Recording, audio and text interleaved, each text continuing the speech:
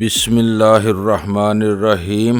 گمنام ہیرو کے معزز ناظرین، السلام علیکم۔ آئیے چلتے ہیں کہانی کی طرف۔ چوبی فریم کے ہر حصے پر دباؤ ڈالنا شروع کر دیا، لیکن فریم اپنی جگہ سے ٹس سے مس نہ ہو سکا۔ سر کے بل کھڑے ہو کر دیکھو تو شاید کچھ مل ہی جائے گا، ڈیوڈ کی احتجاجیہ آواز میرے کانوں میں آئی۔ مجھے بھی یہی محسوس ہو رہا ہے، میں نے چوبی فریم پر اپنا کام جاری رکھتے ہوئے جواب دیا۔ زیادہ افسوس اس بات کا ہوگا کہ میں نے اپنے ساتھ تمہارا بھی قیمتی وقت برباد کیا۔ چند ثانیوں کے لیے کیبن کی فضا پر بوجھ السکوت چھا گیا۔ میں فریم کی اوپری لکڑی پر طبع آزمائی کر رہا تھا کہ اچانک کیبن ڈیوڈ کی پرجوش ہذیانی آواز سے گونج اٹھا، ہٹو، تصویر سے دور ہٹو، وہ رنگ بدل رہی ہے۔ میں نے بکھلاہٹ میں تپائی سے چھلانگ لگا دی۔ ڈیوڈ اپنی کرسی چھوڑ کر کھڑا ہو گیا تھا اور حیرت سے منہ پھاڑے تصویر کی طرف یوں نگران تھا جیسے وہ ہولے ہولے زندہ ہو رہی ہو۔ اس کی حیرت اور محویت کو دیکھتے ہوئے میں بھی پنجوں کے بل تصویر کی طرف گھوما اور یہ دیکھ کر حیران رہ گیا کہ تصویر تیزی کے ساتھ سرخی مائل رنگ بدلتی جا رہی تھی اور پوری تصویر کی اوپری سطح پر ایسی جھریاں نمودار ہو گئی تھیں جیسے تصویر انگاروں پر رکھ دی گئی ہو۔ یہ صورت بمشکل چند ثانیوں تک برقرار رہی، پھر پوری تصویر اچانک جل اٹھی۔ دیوار پر شعلوں کی لپک دیکھتے ہی ڈیوڈ بدحواس ہو گیا اور گاؤن ہی میں کیبن کا دروازہ کھول کر باہر نکل گیا اور میں سحر زدہ انداز میں جلی ہوئی تصویر کی راکھ کو قالین پر گرتے ہوئے دیکھتا رہا۔ تصویر کے ساتھ ہی اس کی پشت پر لگا ہوا گتا اور چوبی فریم بھی جلنا شروع ہو گیا تھا۔ ڈیوڈ آگ بجھانے کا ایک آلہ اٹھائے فوراً ہی واپس آیا تھا اور اس نے پائپ کے سرے پر لگا ہوا نوزل لیور دبا کر جیسے ہی تصویر پر دار ماری، اچانک اس کے حلق سے چیخ نکل گئی۔ یوں معلوم ہو رہا تھا جیسے کسی طاقتور عفریت نے اسے پورے وجود سے ہلا کر رکھ دیا ہو۔ پائپ اس کے ہاتھ سے چھوٹ گیا اور وہ خود بھی بے دم ہو کر قالین پر گر گیا۔ اس کا چہرہ خوف سے دھواں ہو رہا تھا اور دہشت زدہ پھٹی پھٹی آنکھوں تصویر کے سلگتے ہوئے ڈھانچے پر یوں مرکوز تھیں جیسے اسے دھوئیں کی آڑ میں جمی لائٹ کا بھوت نظر آ رہا ہو۔ اس کے ہاتھوں پر گرنے کے بعد بھی تشنج طاری تھا۔ غنیمت یہ تھا کہ اس ساری ہنگامہ آرائی اور ڈیوڈ کی چیخوں کے باوجود کسی نے دخل اندازی نہیں کی تھی۔ شاید خوش قسمتی سے اس وقت جہاز کا وہ حصہ ویران ہی پڑا ہوا تھا۔ اس کیبن سے نکل چلو، ڈیوڈ کے حلق سے سرسراتی ہوئی پھنسی ہوئی آواز ابری۔ یہ تصویر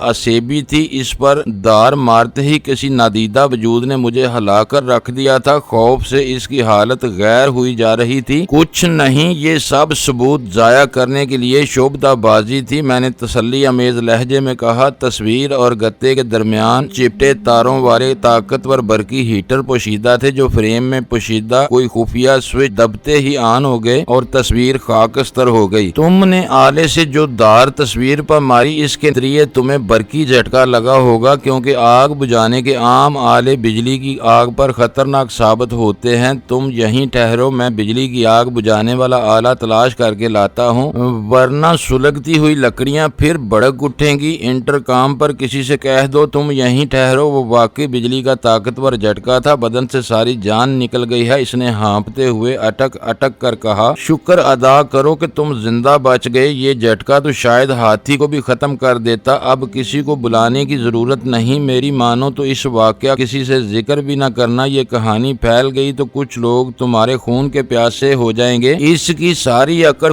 رفع ہو گئی تھی اور وہ سہمے ہوئے کسی فرما بردار بچے کی طرح توجہ سے میری بات سن رہا تھا۔ میں کیبن سے نکلا اور راہداری کے سرے سے بجلی کی آگ بجھانے والا آلہ اٹھایا۔ جلی ہوئی تصویر میں سے ہیٹر کے کئی سیاہ تار ٹوٹ کر باہر نکل آئے تھے اور وہی ڈیوڈ کی خوش نصیبی تھی کہ اگر جلتے ہوئے تار فوم کمپاؤنڈ کی ٹھنڈی دھار پڑتے ہی ٹوٹ نہ جاتے تو شاید ہزاروں واٹ کی برقی لہر آنن فانن میں اس کے بدن کو جلا کر سیاہ کر دیتی۔ میں نے اپنا لایا ہوا آلہ احتیاط کے ساتھ استعمال کر کے پوری آگ سرد کر دی۔ اس دوران میں ڈیوڈ کارٹرل قالین سے اٹھ کر تھکے ہوئے انداز میں بستر پر گر گیا تھا، لہٰذا میں ایک مرتبہ پھر تصویر کے باقی ماندہ فریم کی طرف متوجہ ہو گیا، کیونکہ اس حیرت ناک آتش زنی کے بعد میرے نتنوں نے پلاسٹک اور فائبر کے جلنے کی بو نمایاں طور پر محسوس کی تھی، جبکہ تصویر میں وہ مادے کہیں استعمال نہیں ہوئے تھے۔ تھوڑی سی کوشش کے بعد میں تصویر تک آنے والی دیوار میں پوشیدہ برقی تاروں کے سرے تلاش کرنے میں کامیاب ہو گیا جو داہنی طرف سے فریم کے نیچے آئے تھے۔ انہیں علیحدہ کر کے میں نے ادھ جلے فریم کو دیوار سے الگ کرنا شروع کر دیا جو آگ سے محفوظ کسی مصالحے کی چادروں سے کھڑی کی گئی تھی۔ تصویر اپنے سارے لوازمات کے ساتھ خاکستر ہو چکی تھی، لہذا فریم کی اوپری لکڑی کے نیچے کا کھوکھلا حصہ بہت آسانی کے ساتھ ہاتھوں میں آ گیا، جہاں پلاسٹک اور ننھے ننھے الیکٹرانک پرزوں پر مشتمل ایک جلا ہوا ڈھیر پوشیدہ تھا۔ اس ڈھیر کو نکال کر میرے بدترین خدشات کی تصدیق ہو گئی، کیونکہ جلنے سے پہلے وہ اشیاء یقینی طور پر کسی طاقتور ٹرانسمیٹر کی صورت میں ہی رہی ہوں گی، مگر میں نے ڈیوڈ کی حد تک اپنی بولتی ہوئی تصویر کی کہانی پر جمے رہنے کا فیصلہ کر لیا تھا۔ تم ٹھیک کہہ رہے تھے، اس نے ادھ جلے ڈھیر کا معائنہ کرتے ہوئے تھکی ہوئی آواز میں کہا، تو تمہارا خیال ہے کہ یہ لاسلکی ریسیور ہے جس پر کسی بھی وقت آواز ابھر سکتی تھی؟ میرا اندازہ یہی ہے، کیونکہ میں نے ایک تصویر کو خود بولتے سنا تھا۔ میں نے سنجیدگی کے ساتھ کہا، وہ کون لوگ ہیں جو اس واقعہ سے آگاہ ہوتے ہی میرے خون کے پیاسے ہو سکتے ہیں؟ اس کی آواز میں خوف اور تشویش کے آثار بدستور برقرار تھے۔ میں خود دن سے لا علم ہوں، میں نے بے بسی کے ساتھ کہا۔ میں بولتی ہوئی تصویر کا کہیں ذکر کر بیٹھا تھا۔ اس کے بعد مجھ پر یکے بعد دیگرے 3 ناکام قاتلانہ حملے ہوئے تھے۔ زندگی تھی جو بچ گیا۔ اس کا مطلب ہے کہ کنگ لائنز کے ہر جہاز میں جمی لائٹ کی ایسی ہی ہولناک تصاویر لگی ہوئی ہیں۔ اس نے پرخیال انداز میں فضا میں گھورتے ہوئے کہا، امکان یہی ہے۔ میں گفتگو کو اختصار دے کر اس سے جلد از جلد پیچھا چھڑانا چاہتا تھا، لیکن اس کا مقصد کیا ہو سکتا ہے؟ ہر جہاز پر طاقتور ریڈیو مواصلاتی نظام ہوتا ہے، اس کی موجودگی میں یہ دوہرا خفیہ نظام کیوں ضروری سمجھا گیا؟ اس پر بعد میں بھی غور کیا جا سکتا ہے۔ پہلے دیوار کے اس حصے کو صاف کر کے یہاں کینوس یا ریگزین لگانے کا بندوبست کرو تاکہ نئے آنے والے کو کیبن میں کسی بڑی تبدیلی کا احساس نہ ہو۔ جمی لائٹ کی تصویر کے حیرت ناک انجام نے میرے اور ڈیوڈ کے درمیان ہر تکلف اور فاصلہ آنن فانن میں مٹا دیا تھا، اور وقتی طور پر یوں محسوس ہو رہا تھا جیسے وہ میری مدد کے بغیر کچھ بھی نہ کر سکے گا۔ دیوار کے متاثرہ حصے کو چھپانے کے لیے اس کے پاس کوئی چیز نہیں تھی، جبکہ اندھیرے میں جہاز کے عملے کے کسی فرد کی آمد پر میں نے پابندی عائد کر دی تھی، لہٰذا میں نے اسے ضروری سامان کیبن نمبر 5 میں بھجوانے کا مشورہ دیا اور خود بھی سلطان شاہ کے پاس پہنچ گیا۔ تصویر کی کہانی اس کے لیے ناقابل یقین حد تک حیرت ناک ثابت ہوئی، اور وہ اس بارے میں اپنی کہی ہوئی باتوں پر نادم نظر آنے لگا۔ ہمیشہ یہی ہوتا آیا ہے کہ تم جو کچھ کہہ دیتے ہو وہ اٹل ہوتا ہے، مگر مجھ میں اتنی مغز زنی کی قوت نہیں ہے، جو سامنے آ جاتا ہے اسی پر یقین کر لیتا ہوں۔ میرے تبصرے تمہیں ناگوار بھی گزرے تھے۔ تصویر میں آگ لگنے کا مطلب ہے کہ وہ نظام پوری طرح فعال تھا۔ ان لوگوں کی طرف سے ابھی تک کوئی کارروائی نہ ہونے کا مطلب یہ ہے کہ ابھی تک ہماری اس جہاز پر موجودگی کی خبر جمی لائٹ تک نہیں پہنچی ہے۔ اب ہمیں روم کا خیال ترک کر کے پہلی فرصت میں روزالی چھوڑنے کی فکر کرنا چاہیے۔ اس بارے میں تو ڈیوڈ ہی کوئی مناسب مشورہ دے سکے گا۔ میں نے اندازہ لگا لیا ہے کہ ظاہری برم اور رعب دار شخصیت کے باوجود وہ اندر سے بہت بودھا آدمی ہے۔ وہ اس قدر خوفزدہ ہو گیا ہے کہ اب اعتدال پر آنے تک مجھے اپنے ساتھ ہی رکھنا چاہے گا۔ تمہاری طرح تصویر جل اٹھنے تک وہ بھی میرا مضحکہ اڑا رہا تھا اور سر کے بل کھڑے ہو کر تصویر دیکھنے کا مشورہ دے رہا تھا۔ اسی گفتگو کے دوران میں ایک خلاصی ڈیوڈ کے بتائے ہوئے سامان کا تھیلا لے آیا، اور ہم اس کی واپسی کے چند منٹ بعد تھیلے سمیت ڈیوڈ کے کیبن کی طرف ہو لیے۔ اوہ خدا! اندر قدم رکھتے ہی سلطان شاہ حیران رہ گیا تھا۔ یہاں تو ایسا معلوم ہو رہا ہے جیسے کوئی بہت بڑا مارکا ہوا ہو، بس چند لاشوں کی کمی نظر آ رہی ہے۔ سب کچھ اس قدر غیر متوقع انداز میں ظہور پذیر ہوا کہ چند منٹ کے لیے تو میں بھی حواس باختہ ہو گیا تھا، اور ڈیوڈ کی ہر طرف آسیب نظر آنے لگے تھے۔ میں نے کہا، تم کون سی زبان بولنے لگے؟ انگریزی میں بات کرو تاکہ میں بھی کچھ سمجھ سکوں۔ ڈیوڈ نے کمزور آواز میں اعتراض کیا، جو ان حالات میں بالکل جائز تھا۔ میرے ساتھی کی انگریزی ذرا کمزور ہے، اس لیے اسے اپنی قومی زبان میں صورتحال سمجھا رہا تھا۔ تم آرام کرو، میں اس کے ساتھ مل کر دیوار کی مرمت کرا لوں گا۔ میں نے اس کے قریب جا کر نرم لہجے میں کہا، تم چاہو تو تھوڑی سی بحثی لے لو، اس سے تمہارے اعصاب کو سکون مل سکے گا۔ تم نے مجھے مشکل میں ڈال دیا ہے، یہ بتاؤ کہ اس تصویر کا راز معلوم کر کے تمہیں کیا حاصل ہو گیا؟ لگی رہتی تو پاکستان میں جہاز توڑنے والے مزدور خود ہی اس کا حلیہ بگاڑ دیتے۔ یہ بتاؤ کہ جہاز پر تمہارے پاس کچھ اسلحہ بھی ہے؟ میں نے سنجیدگی کے ساتھ سوال کیا۔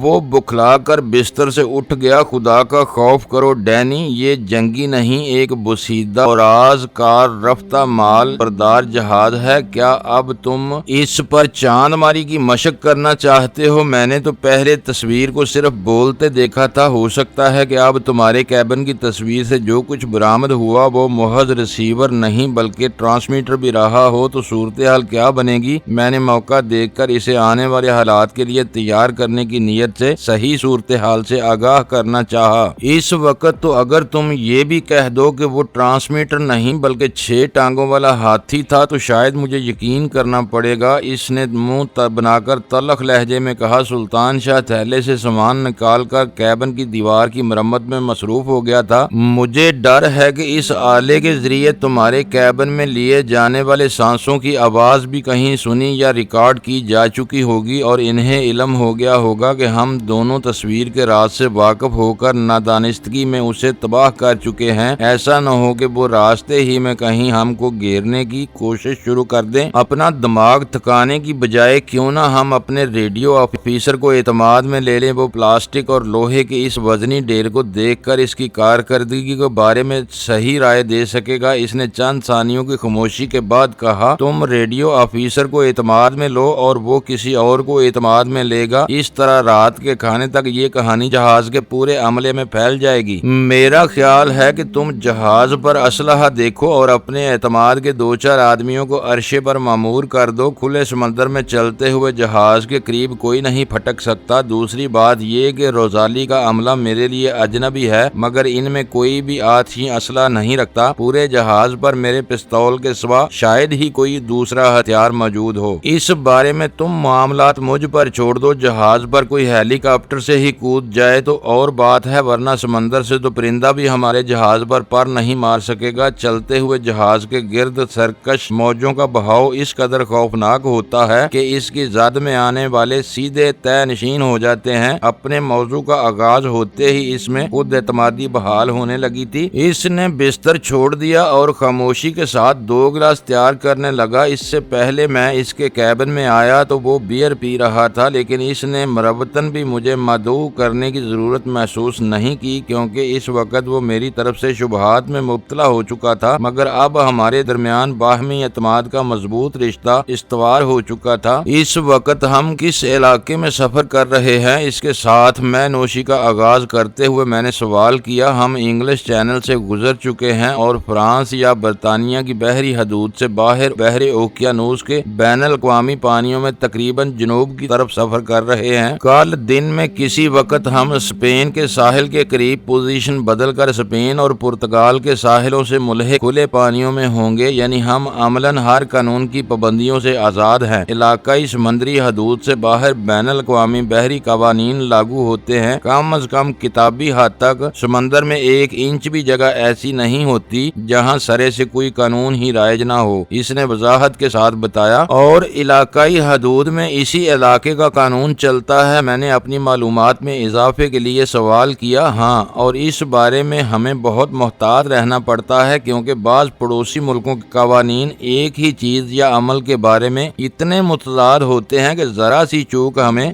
مجرم بنا سکتی۔ جہاز کے سٹور میں جو سامان شامل کیا گیا ہے غالباً پاکستان کی بحری حدود میں وہ بھی غیر قانونی ہوگا، میں نے کہا اور وہ بری طرح چونک کر مجھے گھورنے لگا۔ میں نے تمہیں کارگو ہولڈ کا رخ کرنے کی سختی کے ساتھ ممانعت کی تھی، اس نے ملامت امیز لہجے میں کہا، مگر تم باز نہیں آئے۔ ہم نے تمہاری ہدایت کا پورا احترام کیا ہے۔ یہ راز ہمیں اسٹیورٹ سلائٹ نے خود بتایا تھا۔ وہ سر جھٹک کر رہ گیا۔ یہ اسٹیورٹ بھی عجیب آدمی ہے، ریڈیو فون پر خود مجھے ہدایت کی تھی کہ اپنی اہم معاملات کی تم دونوں کو ہوا بھی نہ لگنے دوں، اور اہم ترین بات خود ہی تمہیں بتا بیٹھا، لیکن یہ کان کھول کر سن لو کہ اس کے باوجود ہم پاکستان کے کسی قانون کی خلاف ورزی نہیں کریں گے۔ میں کوئی کسٹم آفیسر نہیں ہوں، میں نے ہنستے ہوئے کہا۔ یہ تم بھی جانتے ہو کہ تم پاکستان میں غیر قانونی برآمد یا صاف لفظوں میں سمگلنگ کا ارتکاب کرو گے۔ اس کام میں خرابی یہی ہے کہ جب تک آدمی مخصوص ضابطوں کے تحت پکڑا نہ جائے خود کو مجرم نہیں سمجھتا۔ ہمارے ملک میں ہزاروں عام شہری دیگر ذاتی سامان میں بیرون ملک سے ممنوعہ اور تجارتی مقدار میں اشیاء لاتے ہیں اور صاف نکل جاتے ہیں جو 10-5 بدنصیبی سے در لیے جاتے ہیں، انہیں اخبارات اور سرکاری کاغذات میں اسمگلر قرار دیا جاتا ہے۔ فرق بس اتنا ہوتا ہے کہ سارے ہی ہوتے ہیں، بچ نکلنے والے کامیاب اور پکڑے جانے والے ناکام اسمگلر ہوتے ہیں۔ تم غلط سمجھ رہے ہو، ہم پاکستان کی سمندری حدود سے 50 میل باہر پارٹی کو جہاز کی ڈلیوری دیں گے۔ جہاز کو گودی میں لے جانا اور مقامی قانون ضابطے پورے کرنا اسی کی ذمہ داری ہے۔ اور تمہاری واپسی کی کیا صورت ہوگی؟ جو لانچ روزالی کے لیے مقامی عملہ لائے گی وہی ہمیں دبئی پہنچا دے گی، جہاں کے لیے ہمارے پاس مکمل سفری دستاویزات ہیں۔ دبئی سے ہم طیارے سے لندن آ جائیں گے۔ تمہارے ساتھ تو جہاز پر کافی عملہ موجود ہے، کیا یہ سب ایک لانچ میں سما جائیں گے؟ میں نے حیرت سے پوچھا۔ لانچ بڑی ہو تو اس سے زیادہ مسافر لے جا سکتی ہے، لیکن جہاز ڈلیور کرتے وقت جہاز پر صرف 6 افراد ہوں گے، باقی عملہ راستے کی بندرگاہوں پر آف لوڈ ہوتا جائے گا۔ اس سلسلے میں لزبن ہماری پہلی پورٹ ہوگی۔ ایندھن کے ساتھ ہی جبرالٹر کے لیے کلیئرنس لینے کے بعد ہم وہاں سے روانہ ہوں گے۔ اسی وقت انٹرکام کی گھنٹی نے گفتگو میں خلل ڈال دیا۔ ڈیوڈ چند سیکنڈ تک دوسری طرف کا پیغام سنتا رہا، پھر جلد ہی آنے کا وعدہ کر کے سلسلہ منقطع کر دیا۔ ایک لمبے گھونٹ میں گلاس خالی کر کے وہ اٹھا تو میرا چونکنا فطری امر تھا۔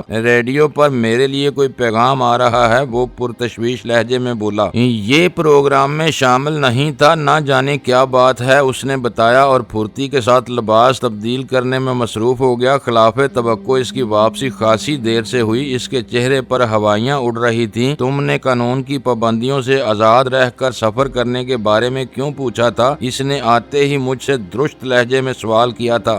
بس یوں ہی خیال آ گیا تھا، میں نے بے پرواہی سے جواب دیا۔ تم مجھ سے کچھ چھپا رہے ہو اور پکے سازشی معلوم ہوتے ہو۔ پتہ نہیں اسٹیورٹ سلائٹ نے کس جرم کی سزا میں تمہیں میرے سر پر مسلط کیا ہے۔ اگر تم نے مجھ سے کھل کر بات نہ کی تو میں واقعی تمہیں شوٹ کر دوں گا، وہ تیز اور غصیلے لہجے میں گراتے ہوئے بولا۔ تم بلا وجہ اعصاب زدہ ہو رہے ہو، سکون سے بیٹھ کر بتاؤ کہ کیا ماجرا ہے تو تمہاری پریشانی کا حل سوچا جا سکے گا۔ اس طرح دھمکیاں دے کر تم ہمیں خودکشی پر مجبور کر دو گے۔ میں نے بھی خشک لہجے میں کہا، تم کالی زبان والے ہو، جو بک رہے ہو وہ خود بخود ہوتا چلا جا رہا ہے۔ وہ غصے میں ایک دم پھٹ پڑا۔ فرانسیسی بحریہ کی ایک گن بوٹ روزالی کے قریب منڈلا رہی ہے، انہی کا پیغام تھا کہ وہ ہمیں روک کر جہاز کی تلاشی لینا چاہتے ہیں۔ وہ خبر سن کر میرے اعصاب جنجنا اٹھے اور میں نے برجستہ ڈیوڈ سے سوال کیا، مگر تم تو بتا رہے تھے کہ روزالی اس وقت بین الاقوامی سمندر میں سفر کر رہا ہے۔ کوئی دھونس اور دھاندلی پر اتر آئے تو کوئی دلیل نہیں چلتی۔ وہ غصے اور جلاہٹ کے عالم میں بولا، تم نے سنا نہیں کہ وہ عام لانچ نہیں بلکہ گن بوٹ ہے؟ انہوں نے میری ہر دلیل کو مسترد کر دیا اور دھمکی دی ہے کہ اگر اگلے 1 گھنٹے میں جہاز کے لنگر نہ ڈالے گئے تو وہ فائرنگ کر کے روزالی کو سفر کے ناقابل بنا دیں گے، اور اس کے نتیجے میں ہونے والے جانی اور مالی نقصان کی ساری ذمہ داری میری گردن پر ہوگی۔ انہوں نے تلاشی کا کوئی جواز تو بتایا ہوگا۔ اس وقت میرا ذہن بہت تیزی کے ساتھ کام کر رہا تھا، لیکن ہم ایسی نازک صورتحال سے دوچار تھے کہ مفر کی کوئی صورت نظر نہیں آ رہی تھی۔ تمہارا ہی معاملہ معلوم ہوتا ہے، انہیں روزالی پر کچھ مفرور مجرموں کی تلاش ہے۔ پہلے انہوں نے مجرموں کو اپنے حوالے کرنے کا مطالبہ کیا تھا، میں نے ایسے افراد کی موجودگی سے انکار کیا تو وہ تلاشی کا مطالبہ کر بیٹھے۔ لب و لہجے سے کیا وہ واقعی فرینچ لگتے ہیں؟ ان کے جس افسر نے مجھ سے بات کی وہ تو کم از کم فرینچ ہی تھا۔ تمہیں ان کی اصلیت پر شبہ نہیں ہونا چاہیے، وہ جہاز پر آ کر اپنی شناخت دکھانے پر آمادہ ہے، اس نے میرا مقصد سمجھتے ہوئے کہا۔ شناخت دکھاتے دکھاتے وہ ہمیں بے بس بھی کر سکتے ہیں، میں نے سوچتے ہوئے کہا۔ پھر گن بوٹ کی بات بھی بس زبانی ہے، باہر کوہر کے باعث کچھ نظر نہیں آئے گا۔ وہ قریب آئیں تو جب ہی پتہ چل سکے گا کہ وہ واقعی اتنے طاقتور ہیں یا ہمیں صرف گیدڑ ببکی دے رہے ہیں۔ یہ نہ بھولو کہ ہمارے قریب آ کر وہ بھی بہت بڑا خطرہ مول لیں گے۔ انہیں کیا معلوم کہ ہم بالکل غیر مسلح ہیں؟ انہیں یہ ڈر رہے گا کہ اگر ہمیں ان کے جھوٹ کا اندازہ ہو گیا تو ان کے زد میں آتے ہی ہم عرشے کی بلندی کا فائدہ اٹھاتے ہوئے انہیں بوٹ سمیت تہس نہس کر دیں گے۔ ان کے پاس ہماری تصاویر تو ہرگز نہ ہوں گی، میں نے کہا۔ میں نے چند ثانیوں تک سوچنے کے بعد کہا، ان سے بچنے کی ایک ہی صورت ہے کہ ہم لباس اور حلیہ بدل کر تمہارے عملے میں گل مل جائیں، تعداد میں 2 کا اضافہ کہاں جائے گا؟ میری پاس تو صرف اپنے عملے کی سفری دستاویزات ہیں، وہ پوری فوج تو نہیں لائے ہوں گے۔ 2 آدمی تو اتنے بڑے جہاز پر کہیں بھی چھپ سکتے ہیں۔ یہ کوشش تم کر لینا، میری طرف سے پوری اجازت ہے۔ ضرورت پڑے تو تمہیں کارگو ہولڈ میں بھی گھسنے کی آزادی ہوگی۔ میں اپنے کسی آدمی کو داؤ پر نہیں لگاؤں گا، ان کی تعداد کتنی بھی ہو وہ جہاز کا چپا چپا دیکھیں گے۔ اگر انہوں نے سمندر میں چلتے جہاز کو روکا ہے تو کسی یقین کی بنا پر روکا ہے۔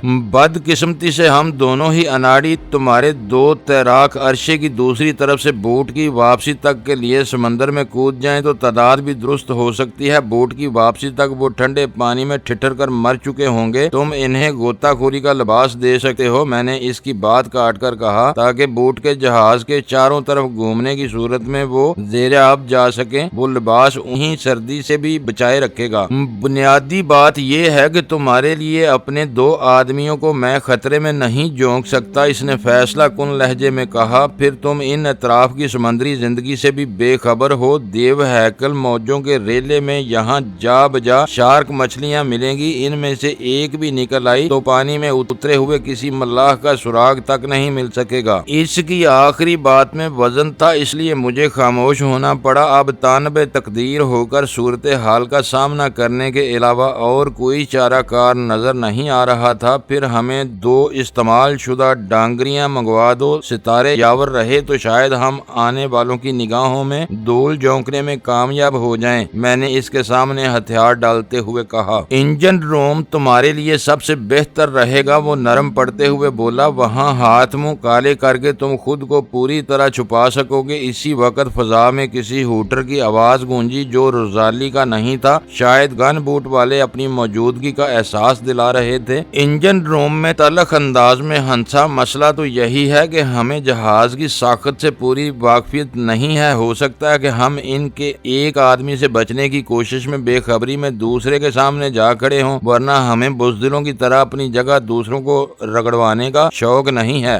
بات پھر وہیں آ جاتی ہے کہ میں عملے کے لیے نیا آدمی ہوں، کام اور ڈیوٹی سے ہٹ کر وہ میری بات کیوں مانیں گے؟ اگر میں نے دھونس دینے کی کوشش کی تو ان کی رسمی حمایت سے بھی محروم ہو جاؤں گا اور وہ سب تم دونوں کو پکڑ کر آنے والوں کے سامنے ڈال دیں گے۔ میں ایسا کوئی خطرہ مول نہیں لینا چاہتا۔ اسی افہام و تفہیم میں کافی دیر گزر گئی اور آخر کار ہم میلی ڈانگریوں کی معیت میں انجن روم کی طرف روانہ ہو گئے۔ راستے میں وہ ہم دونوں کو انجن روم کی روایتی احتیاطی تدابیر سے آگاہ کرتا رہا، جن پر عمل کر کے ہم وہاں موجود عملے کے کام میں خلل انداز ہوئے بغیر خود کو مصروف رکھ سکتے تھے۔ نچلی منزل پر انجن روم تک پہنچنے سے پہلے ہی شور اور ارتعاش میں اس قدر وحشت انگیز اضافہ ہو گیا کہ میں نے وہاں پناہ لینے کا ارادہ ترک کر دیا۔ اس ماحول میں چند منٹ گزارنے کے بعد ذہن کوئی بھی ڈنگ کی بات سوچنے کے قابل نہ رہ جاتا۔ میری فرمائش پر ڈیوڈ نے راستہ تبدیل کر دیا اور تھوڑی سی مسافت کے بعد ہمیں ایک وسیع و عریض لیکن نمناک اور بڑی حد تک نیم تاریک گودام میں چھوڑ کر چلا گیا۔ اب جو کچھ نہ ہو جائے کم ہے۔ تخلیہ میسر آتے ہی میں نے سلطان شاہ سے کہا، مجھے یقین نہیں ہے کہ وہ فرانس کی بحری پولیس ہوگی، یہ یقیناً شی کی کارروائی ہے، ورنہ فرانسیسیوں کو ہم سے کیا دلچسپی ہو سکتی ہے؟ آج کا دن تمہارا ہے، اس لیے میں تم سے بحث نہیں کروں گا، وہ پرتشویش لہجے میں بولا۔ ویسے مجھے بھی آثار مایوس کن نظر آ رہے ہیں، غالباً انہوں نے سارا دن گزار کر اپنی کارروائی کے لیے دانستہ شام کا وقت منتخب کیا ہے تاکہ کوہر کی چادر ان کی کارروائی کو تحفظ فراہم کر سکے۔ لیکن ڈیوڈ بالکل الو کا پٹھا ہے، میں نے ایک فوری خیال کے تحت چونک کر کہا، اسے ان کی بات پر یقین کرنے کے بجائے کسی قریب ترین بندرگاہ یا جہاز سے رابطہ قائم کر کے فرانسیسی حکام سے اس چھاپے کی تصدیق کرنا چاہیے تھی۔ اگر وہ لا علمی کا اظہار کرتے تو وہ بحری قزاقی کا خطرہ ظاہر کر کے ساحل سے مدد بھی طلب کر سکتا تھا۔ ہر آدمی کی کھوپڑی تمہاری جیسی نہیں ہو سکتی، جب دل میں چور ہو تو قانون کے کسی محافظ کا نام سامنے آتے ہی اوسان خطا ہو جاتے ہیں۔ وہ یہ سوچ بھی نہیں سکا ہوگا کہ آنے والے بہروپیے ہو سکتے ہیں، یا دوسری وجہ یہ ہو سکتی ہے کہ وہ اس وقت ہر ریڈیائی رابطے کی رینج سے باہر ہو۔ ساحل سے فاصلہ بھی اہمیت رکھتا ہے، ہو سکتا ہے کہ جب تک وہاں سے مدد آتی آنے والے اپنا کام کر کے لوٹ جاتے۔ میں نے خود ہی اپنے خیال کی تردید تردید کرتے ہوئے بلند آواز میں سوچا اس نے اوپر جا کر ایمرجنسی کا اعلان کر دیا ہوگا اور اب کسی بھی وقت جہاز کے لنگر ڈالے جا سکتے ہیں۔ ہم دونوں کافی دیر تک وہاں بیٹھے مختلف سمتوں سے آنے والی آوازوں پر غور کر کے آپس میں رائے زنی کرتے رہے۔ میرا خیال تھا کہ سمندری لہروں کے ہچکولوں کے لحاظ سے وہ گودام 5 نمبر کیبن سے بہت بہتر تھا۔ خرکار ہمیں لنگر کی دیو ہیکل زنجیر کی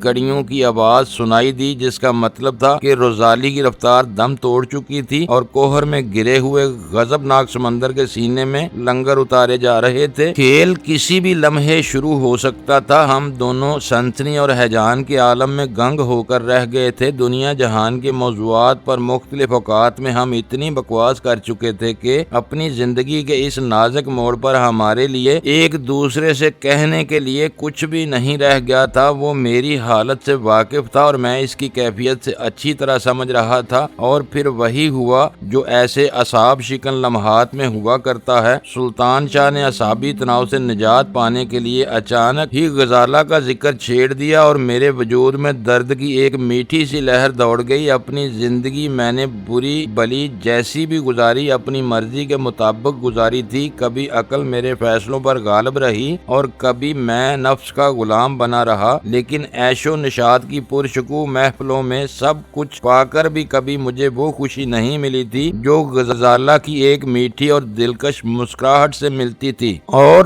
بڑی بات یہ تھی کہ اس نے میرے ماضی اور حال سے واقف ہونے کے باوجود مجھے میری ذات کی تمام اچھائیوں اور برائیوں سمیت قبول کر لیا تھا۔ اس قبولیت کے ساتھ ہی وہ نیک نفس لڑکی اپنی قبولیت کی ایک سلیب پر لٹکا دی گئی تھی۔ اس کا جرم یہ تھا کہ اس کا مجھ سے تعلق تھا، وہ میری چاہت تھی اور میں اس کا شیدا تھا۔ اس جرم میں وہ وطن سے بے وطن کر دی گئی۔ ماں نے بیٹی کے اندوہناک غم میں اس کی بے خبری میں سسک سسک کر جان دے دی۔ بیٹی کی رفاقت سے محروم باپ نے بیوی کی آغوش میں فرشتہ اجل کو براجمان دیکھا تو اپنی وفا کی وہ بے وفائی برداشت نہ کر سکا۔ اس عظیم انسان نے پے در پے صدموں سے بکھلا کر اپنے ہاتھوں خود اپنی زندگی کا چراغ گل کر لیا۔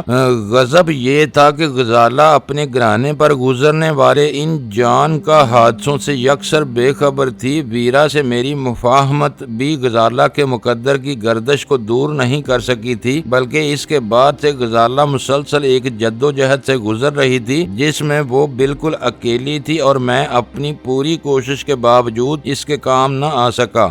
غزالہ بھیڑیوں کے خونخوار غول میں پھنسی اپنا دفاع کر رہی تھی اور مجھ پر وہ سرزمین اس حد تک تنگ کر دی گئی تھی کہ اسے وہاں چھوڑ کر نکل بھاگنے پر مجبور کر دیا گیا تھا۔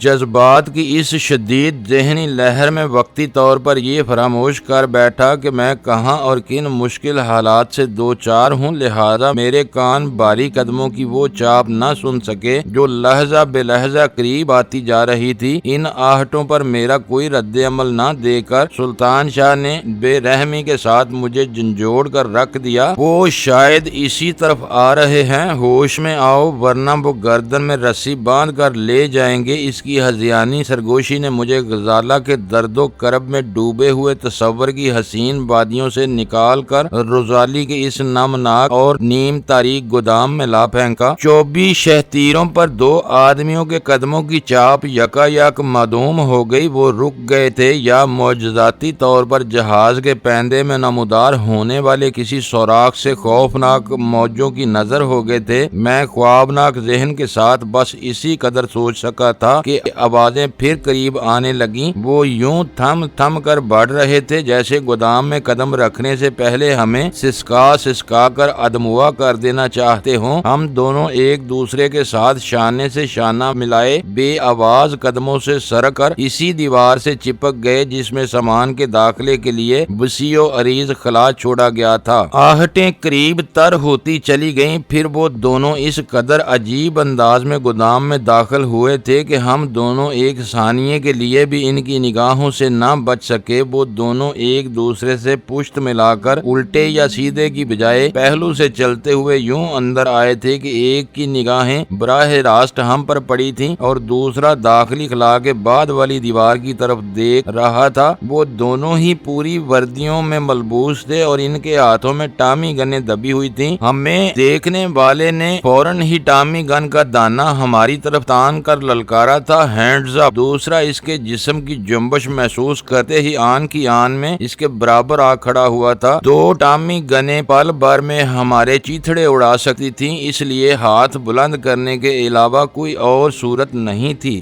معزز ناظرین، لائک کریں، شیئر کریں اور کمنٹس باکس میں پاک آرمی زندہ باد، پاکستان پائندہ باد کا نعرہ ضرور درج کر کے اپنے ملک پر فخر کریں اور پاکستان کی بنیادیں مضبوط کرنے میں اپنا کردار ادا کریں۔ ویڈیو دیکھنے کا شکریہ۔